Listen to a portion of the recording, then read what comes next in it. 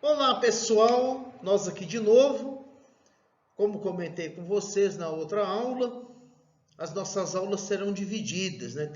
Vocês já sabem disso, nós teremos algumas aulas ao vivo e outras que serão em forma de vídeo. Então, as nossas aulas de literatura serão assim também. Então, o que que nós vamos fazer? Na outra aula, comecei a matéria de onde tínhamos parado, levando em consideração os outros vídeos produzidos. Então, coloquei aqueles vídeos, falei do quinhentismo, do barroco. Então, segui os estilos de época na sua ordem e consideramos até o barroco. Então, na nossa última aula, nós falamos sobre o arcadismo e já a arte na formação da nacionalidade, já como uma introdução para falarmos do romantismo.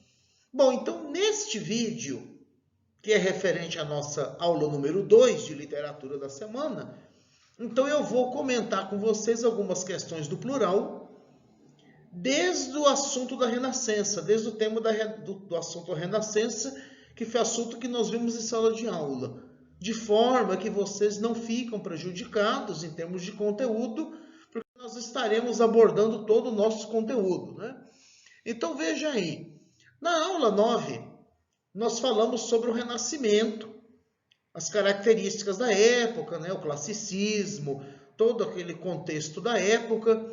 E aí essa questão aqui, para nós comentarmos, veja aí, ó.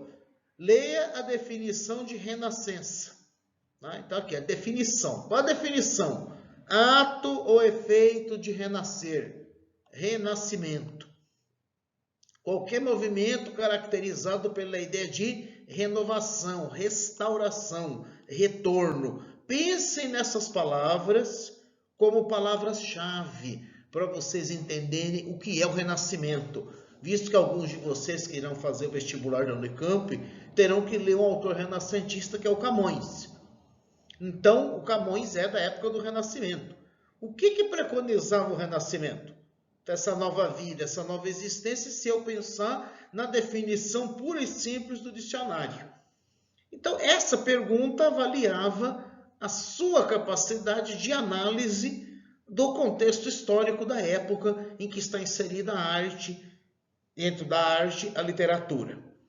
O termo Renascença é utilizado para caracterizar a arte no mundo ocidental entre os séculos XIV e XVI. Então, é um período grande. A escolha do termo pode ser explicada. Então, o que explica a escolha do termo Renascença? Que foram os próprios artistas da época que deram esse nome. Então, eles chamaram o período anterior de Idade Média. A expressão Idade Média foi cunhada pelos renascentistas. Eles que inventaram a expressão Idade Média. Porque para eles essa ideia de médio, né, o medieval, quer dizer, estava apenas no meio entre os dois classicismos. Tanto que se convencionou chamar de Idade das Trevas. Eles que criaram esse imaginário. Então, eles, com a ideia de renascença, eles estavam renascendo. O que era esse renascimento? É renascer o quê? Então, veja aqui as alternativas. Vou começar de baixo para cima. Letra E. Pelo fim da política do mecenato que financiava a recuperação das obras de arte. Olha, ao contrário, durante o Renascimento, o mecenato foi vital para a sobrevivência e a promoção dos artistas. O que é o mecenato? A palavra mecenato, mecenas é um indivíduo, um nobre, ou seja, alguém de muito dinheiro, que banca as artes. Então, alguém que ajuda os artistas a se manterem porque ele tem amor à arte. Então, ele ajuda os pintores, os escultores, os músicos, os escritores, dá até mesada, encomenda obras. Para quê? Para que eles produzam e que eles possam sobreviver da arte. Então, isso é o mecenato. Então, o mecenas, e durante o Renascimento, vários mecenas foram famosos. Eu vou citar Por exemplo, a família Médici, na Itália. A família Médici foi uma mecenas da arte. E a própria Igreja Católica também atuou como mecenas, ao encomendar para um autor como Michelangelo várias obras na Capela Sistina, esculturas, pinturas. Então, essa é a ideia de mecenato, de alguém poderoso que banca o artista. Então, ao contrário, não houve fim, houve um grande florescimento da arte graças aos mecenas, graças aos, pessoal cheio do tutu. Hoje é o contrário, né? Hoje a nossa grande parte das pessoas que tem muitas posses, grande parte desse pessoal é medíocre, é ignorante, não gosta de arte, não vê valor na arte, não vê valor nas humanidades. Isso hoje, mas naquela época era diferente. Tá? Letra D. Pelo contato com a arte africana descoberta graças às viagens marítimas. Meu Deus, né? Então é claro que com os europeus indo à África, eles tiveram contato com a arte africana, mas eles tinham aquele olhar de cima para baixo. Então nada a ver com o Renascimento, né? Então a gente vai esquecer isso aí, tá? Letra C. Pela renovação da pintura, fruto da difusão dos ideais protestantes. Não, né? Ao contrário, né? Não é isso. A pintura foi renovada, mas não tem a ver com a difusão dos ideais protestantes. Ao contrário, né? O catolicismo sempre deu importância às imagens sacras, sejam elas tridimensionais ou bidimensionais. O protestantismo, pela sua natureza de não usar imagens sacras, não era o protestantismo que queria valorizar a pintura, pelo menos nesse sentido que a gente pode pensar aqui de pintura e protestantes, né? Quer dizer, então nós já lembramos da arte sacra. Não, né? A renovação da pintura não é fruto disso. A renovação da pintura, em grande parte, é porque os nobres, olha aqui lá na letra E, os mecenas, encomendavam retratos para os pintores.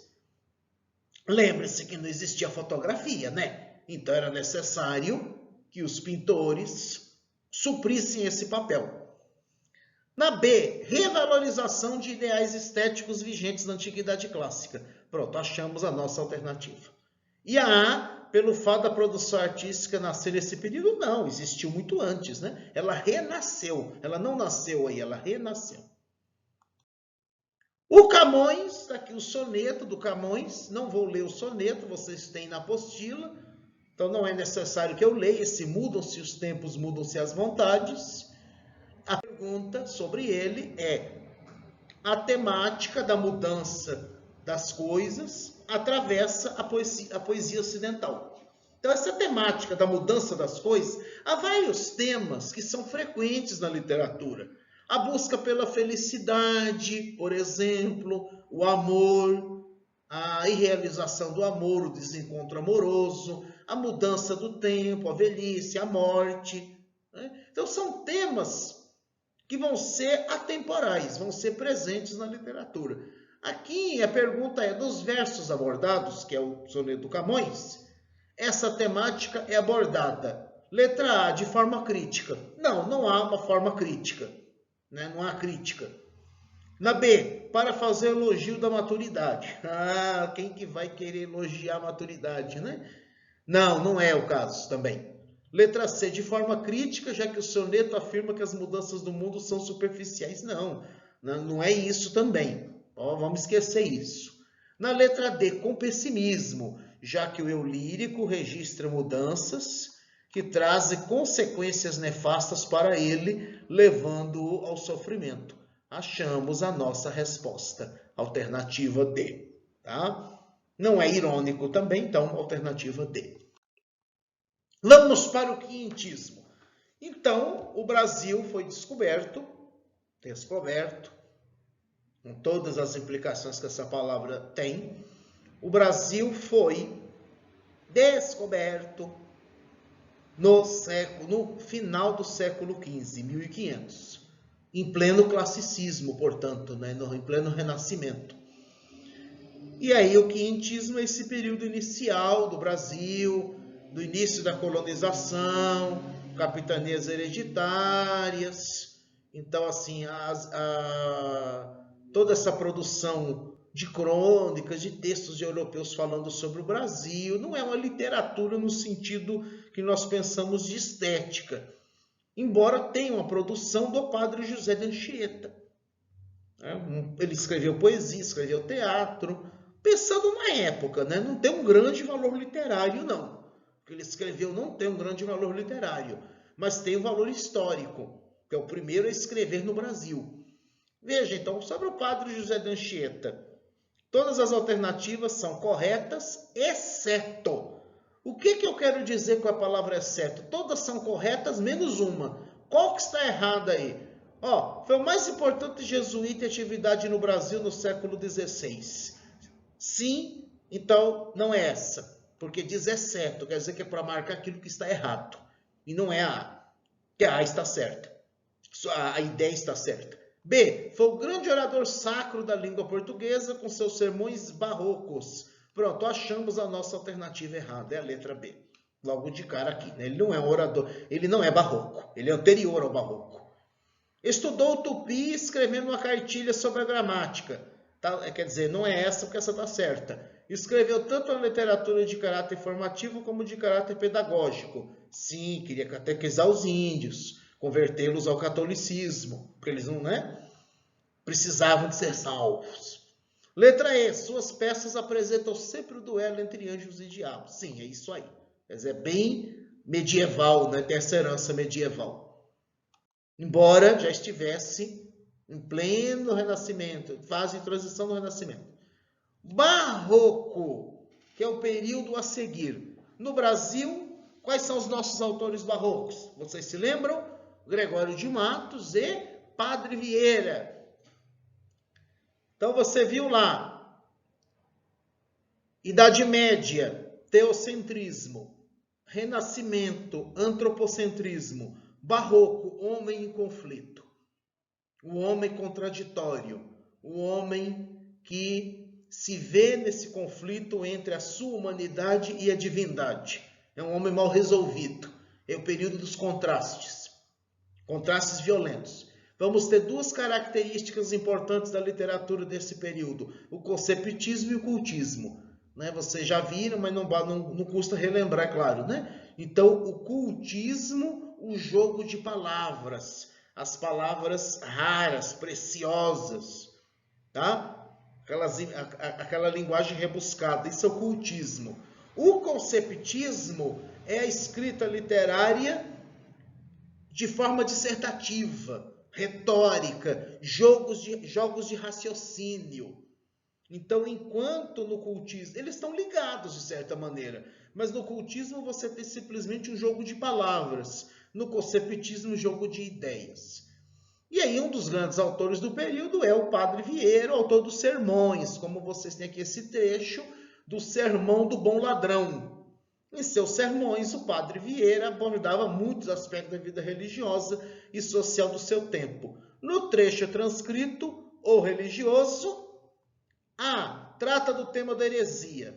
B, apresenta uma crítica religiosa. C, desenvolve uma crítica social condenando a corrupção. D, faz apologia à monarquia. E, promove o ensinamento bíblico. Bom, e agora? Qual é a resposta certa? Trata do tema da heresia. Não, ele não está falando da heresia.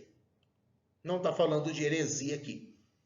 Promove o ensinamento bíblico a partir da prisão de um ladrão em sua época. Não, ele está falando de uma história que aconteceu no tempo de Alexandre. Então, não é o caso aqui, Então, D, faz apologia à monarquia. Também não. B, apresenta uma crítica religiosa. Imagina, ele é um padre, ele é jesuíta, vigiado de perto pela Inquisição. Como é que ele ia fazer uma crítica religiosa assim explícita? Não. O que ele faz, sim, é desenvolver uma crítica social, condenando a corrupção. É isso aí o que ele faz neste sermão. Tá? Arcadismo. Aqui eu trouxe um texto Arcade, que é a matéria desta última aula, simplicidade e todos aqueles temas sobre os quais nós já conversamos. Então, aqui é um soneto do Cláudio Manuel da Costa, que é um poeta Arcade brasileiro. E aqui vocês leram o soneto, né? Tiveram a oportunidade de ler. Gente, é só qualquer coisa, é só dar pausa no vídeo e ler, né? Mas tudo isso aqui vocês têm na apostila. Eu estou comentando porque eu acho que nós precisamos consolidar essa matéria. Mesmo que vocês tenham um gabarito dessas questões, isso não é suficiente. Só ter gabarito não importa. Eu preciso saber o porquê das coisas. Então, arcadismo aqui, ó. Montes e outeiros mencionados na primeira estrofe são imagens relacionadas à metrópole. Não! Montes e outeiros, ao contrário, relaciona a vida da colônia. B. A oposição entre colônia e metrópole, como núcleo do poema, a contradição do poeta. É isso aí, né? A civilidade da metrópole versus a rusticidade da terra da colônia. Achamos nossa resposta. É a alternativa B, né? O bucolismo presente na imagem é elemento estético, preocupação do poeta em realizar uma representação literária realista. Meu Deus, que representação realista! Olha, essa palavra realista, tire-a do arcadismo. D. Relação de vantagem da choupana sobre a cidade é formulação literária que reproduz a condição histórica paradoxalmente vantajosa da colônia. Não, a colônia não tinha uma condição vantajosa. E é uma realidade de atraso, mas que não está representada esteticamente. Gente, é a letra B, oposição entre colônia e metrópole. Tá?